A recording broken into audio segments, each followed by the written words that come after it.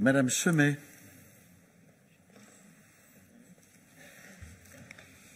Merci, Monsieur le Vice-président, Madame la Vice-présidente.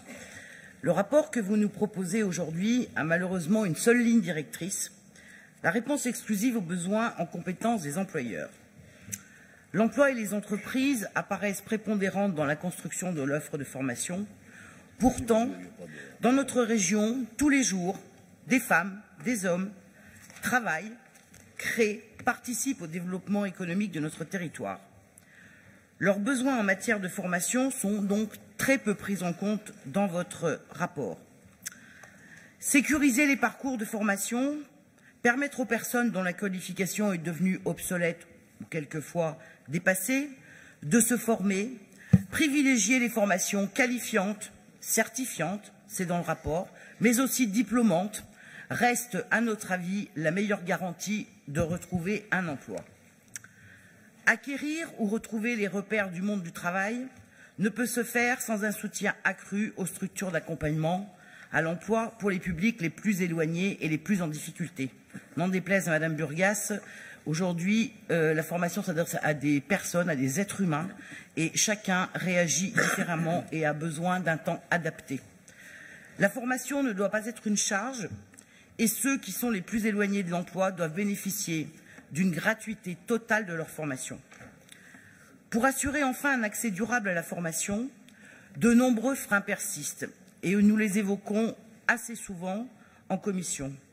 C'est pourquoi il nous semble que la mise en place d'actions concrètes et non pas seulement se contenter d'en faire la promotion, pour favoriser la mobilité, l'hébergement, la restauration sont plus que nécessaires. Il nous paraît aussi essentiel que les critères d'évaluation des organismes de formation prennent en considération les spécificités des formations. En matière de coûts, parce qu'on ne peut pas mettre tout au même point en matière de financement, en matière de durée, et aussi selon les publics formés qu'elles reçoivent dans leurs organismes. Enfin, afin aussi de proposer une meilleure offre de formation professionnelle, une articulation entre l'offre régionale et celle de Pôle emploi doit être trouvée. J'en veux pour preuve qu'en dernière commission individuelle d'attribution des aides, on a été confronté à des difficultés en laissant sur le chemin des gens qui avaient eu une prise en charge de leur première année de formation et dont on n'a pas pu trouver de solution pour la seconde année. Donc cette complémentarité-là, entre tous ces financements, sécuriserait grandement les parcours. Et enfin, pour répondre au mieux aux besoins des formations sur les territoires, à l'échelon départemental, un élu régional référent, Madame la Vice-présidente, ne saurait remplacer la nécessaire coordination de tous les acteurs territoriaux que sont les entreprises et les acteurs, bien sûr, de la formation. Et enfin, pour conclure, parce que vous ne m'avez pas apporté la réponse en commission la semaine dernière, je m'interroge sur les nombreuses dérogations au règlement que contient ce rapport. Cette évolution en matière de dérogation nous cacherait-elle quelque chose?